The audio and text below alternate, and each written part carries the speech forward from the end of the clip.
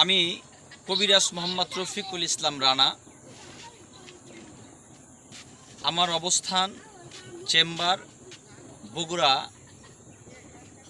শহরের পশ্চিম সাইটে, সাতমাথার পশ্চিম সাইটে আজিজুল হক কলেজ 1 নম্বর গেটের সাথেই জামিলনগর, আমার ওখানে চেম্বার।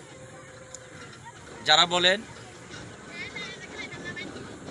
যৌন সমস্যায় আপনি কষ্ট পাচ্ছেন, যারা বলেন বিবির বাসরে গেলে আপনার যৌবনটা, মনটা নষ্ট হয়ে যায়, যারা বলেন একবারে বাদ হয়ে গেছেন,